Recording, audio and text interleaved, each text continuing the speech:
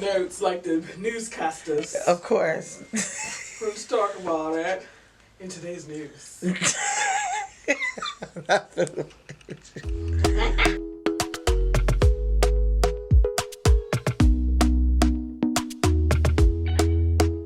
Talk to me nice, talk to me honestly. Look in my eyes, don't let it fall on me. Say you a good guy, make me believe it. Don't wanna hear it, I wanna see it. See how rewind when we So, yesterday we had a blooper. Yes. Yes. You can hear me? Yes. You're Perfect? Yeah, I yes, don't we need to- talk about this $1,000 mic. Here's everything. We had a little blooper. We filmed this whole little chat. Went back to play it back, and there was no sound. Literally, it was just moving lips for no reason.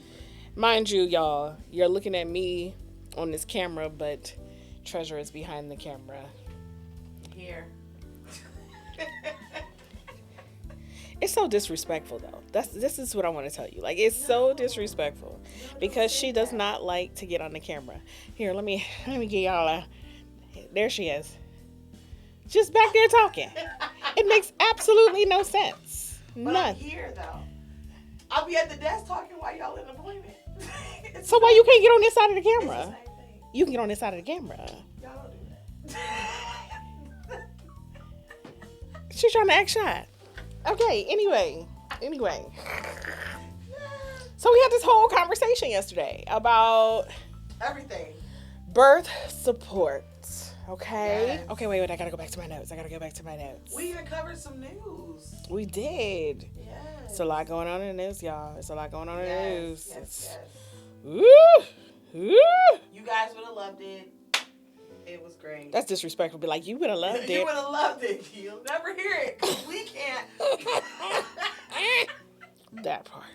We can't hear it. Okay, so let me get back to my notes, y'all, because I had notes so I could actually talk about certain things.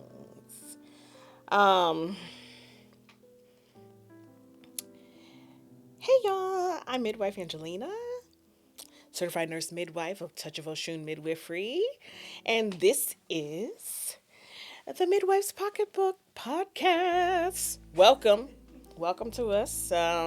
If you're new here, which y'all all are. Anyway, we're gonna talk about all things birth, parenting, postpartum, life as a woman, all the things that affect us. Of course, most of my stuff is related to home birth. You know, most of my work is in home birth.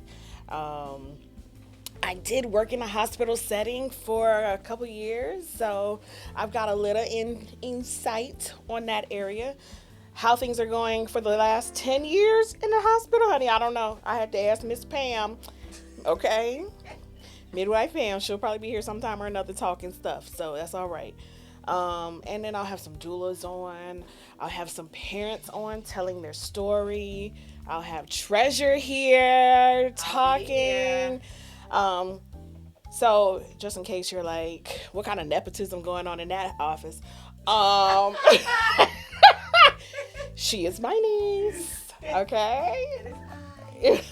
I did not birth, or I didn't birth none of your babies. Let me clarify that now. Absolutely. You birthed your own babies, Yes. but I helped to catch her second.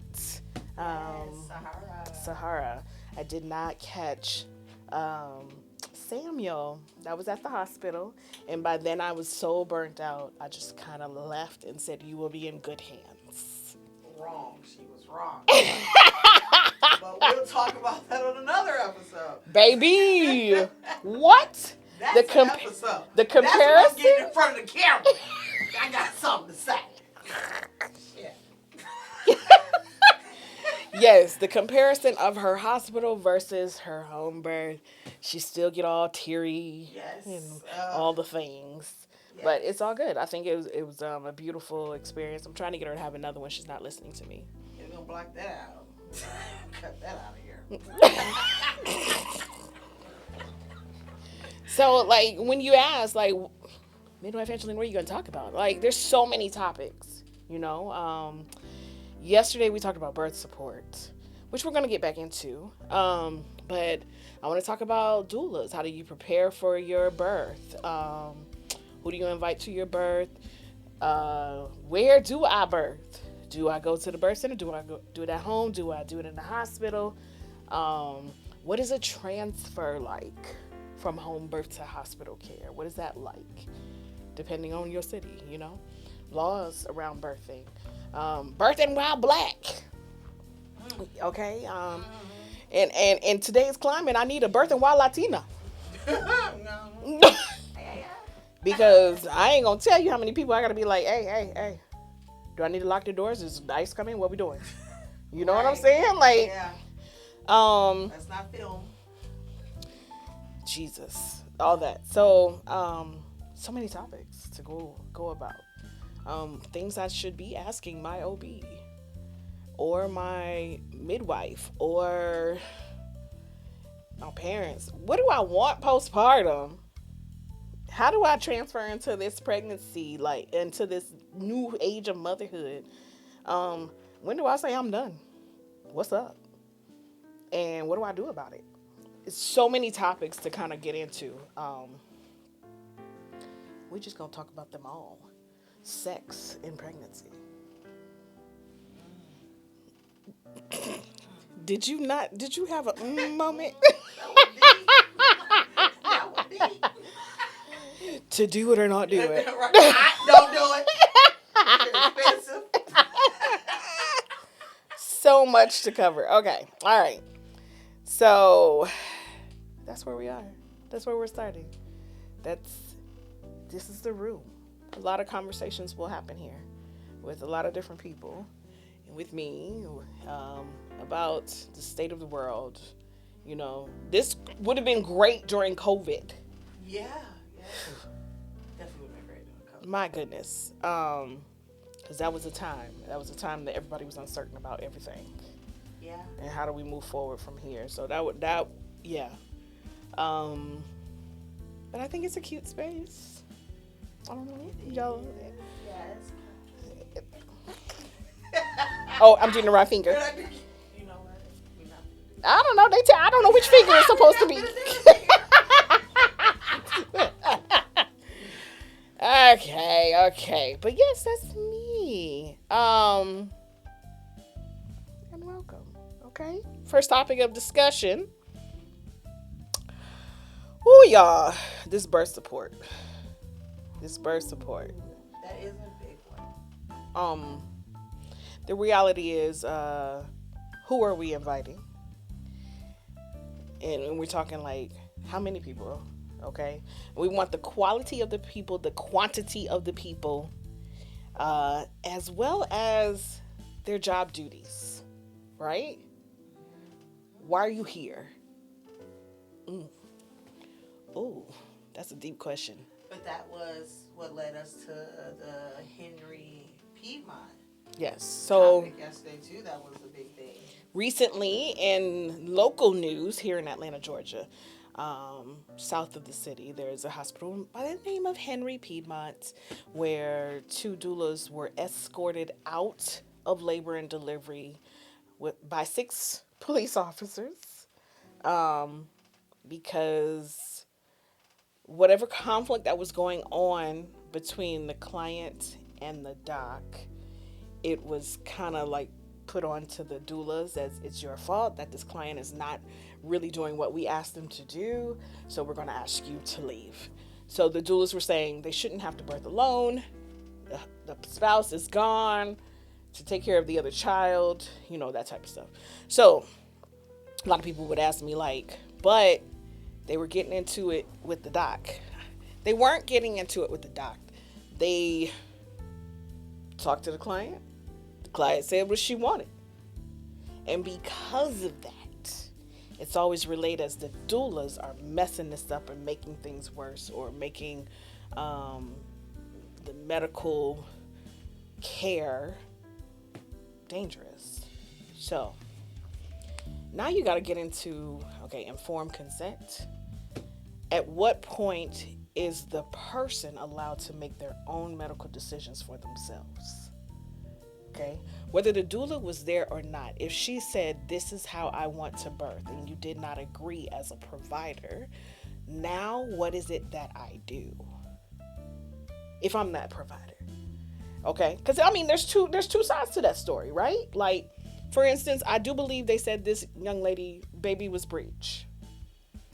Provider wanted to do a C-section. She wanted to labor and push vaginally. When she told her doulas, I want to labor and push vaginally, their job is to tell her the risks versus benefits from what they know and based on what their provider is saying. But their job is to service her at the end of the day. You know what I'm saying? It is to comfort her, support her, and say, hey, whatever comes of this, I'm here. So the hospital kind of removed that support. They removed the security and the familiarity. Now this birth has become such a traumatic thing for her that now I'm in a space with people I don't know. I'm being cut. What if I don't make it? What will happen? You know, all of the things, and I'm alone. That's a trauma. It's a trauma. No matter how you slice what the reason was, that is a trauma. Now, you could easily just say to these doulas, I value your support, but we're going to do this C-section because there's a comfort for me as well. Now, here's the caveat. Now, this is where I play devil's advocate. If you are a person with a breech baby, and we're just going to use this scenario because there's other scenarios that are out there. And this particular provider is not comfortable birthing a vaginal breech baby. Why are you there? Why not go to someone else who is comfortable with what it is you're asking for? And there are other doctors that are comfortable. That's the problem to me. Okay? You cannot force somebody to do something they don't know how to do. No, you know what I'm saying? Like, I can't go to the chicken place and ask for authentic tacos. It don't work like that. No. And be mad because they don't know how to do authentic tacos. Yeah. So I got to put some of that ownership back on the person, the client. If we want to take ownership of our own healthcare, right? One, we need to start with communication with our providers. And we have to do our own research and do our own knowledge about what it is that is where our bodies are capable of and all the good things, right? But then we take that research that we've learned and we talk to our providers. And you get you a provider that is willing to have a conversation. Now, don't get me wrong. Your prenatal visits are probably all of 15 minutes, okay? If you can't talk within that 15-minute time frame, then maybe I need to schedule a time that the doctor can have extended time with just me so I can have this conversation. Do you have some office hours I can call you? Whatever the case is, I would like to have a conversation with you about some of my options and what it is that you're comfortable doing that we can both feel good about and still have this great relationship together. Now, if your doctor is not willing to talk during that time, or your midwife or your nurse practitioner or whatever, they don't want to talk about it after that, okay, then let me go find somebody else who's willing to talk. That's all it is. Thank you for your service and your time. I appreciate what you've done so far. I'm going to move on. Respectfully. Y'all do it to me? Damn! I get 40 questions during the consultations. But you don't ask that doctor nothing. The doctor walk in like, I'm Dr. Thomas. I'm going to be your OB. Go to the room over there to get your blood drawn. I'll see you next week. And you say nothing. Yeah, feeling good? Good. But you come to my consultation and be like, what school did you go to? What was your GPA? How many children do you have? I'd be like, dang. What's your credit score? Right. Let me Definitely the credit score. I need to know. I need to know if you stressed my birthday. You know? So if you can feel comfortable enough to really vet me and vet your home birth midwife, you should be vetting your medical provider as well. Okay, doc, I'm about to have this baby and I've loved the GYN care you've been giving me. It's been a great experience for me. But let me ask you a couple questions about your OB. Have you had any losses? Mommies or babies? Have you, during a traumatic incident in the hospital, are you there? Or if you're not there, how fast do you get there? Or how many people are covering in your group so that I know I need to see 50 people before I recognize a face? Like, ask questions, okay? We done went through a whole ring of conversations, and this was not about birth support, but this, all right, it doesn't matter. Right. Get back to that. Okay. I thought about that, like, oh, wait a minute. Right. Go where it goes. Because that goes into the some other podcasts that we'll talk about. But I need you to vet people. I need you to vet them and be comfortable with where you are. And that was all stemming from I need something in this cup. Yeah, we get you some tea or something. But that was all stemming from the birth that happened over the weekend. Over this past week or whenever it was. Now, since that support was kicked out, who do I call?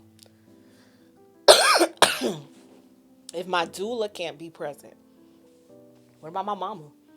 What if my mama said the same things? They gonna send 6 cops to take her up out of here too? What if my husband says the same thing? He's trying to advocate for me. That did not clear. Are they gonna send the police for him as well? And when you think about this in this climate, sending law on Black people in a medical establishment is a lot of triggers.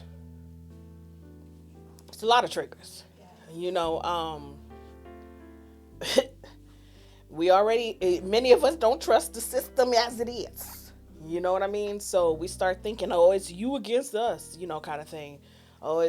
But you have to think about the political climates. There we go. You have to think about the mental health of the patient. It's not just about you as the provider. We got to think about the whole big picture. And how can we make this smooth for everybody at some point? Some people ain't gonna like my answers, Am I completely for the doulas? Yes and no. I mean, in this particular incident. Am I completely for the doctor? Yes and no. I mean, it just, there's so many gray areas that I think could have been better. All the way around. So that's just me, okay? Now, some people would be like, oh, you acting like the Martin Luther King instead of the Malcolm X. We all got our own methods of getting to where we're trying to get to. But there's some points, other things in life that I'm going to piss some people off. Or you may like me. You don't. You know what I'm saying? Whatever.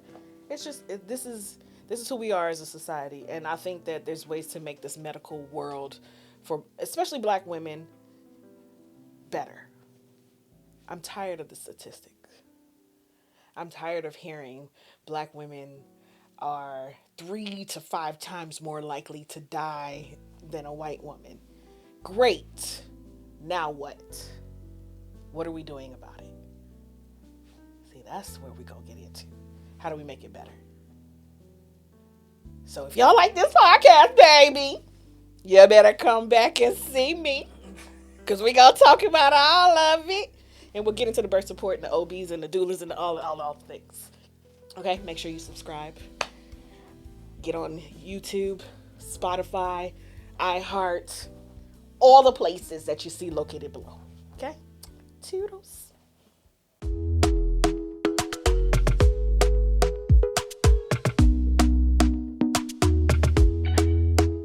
Talk to me nice, talk to me honestly. Look in my eyes, don't let it fall on me. Say you a good guy, make me believe it. Don't wanna hear it, I wanna see it. See how rewind when we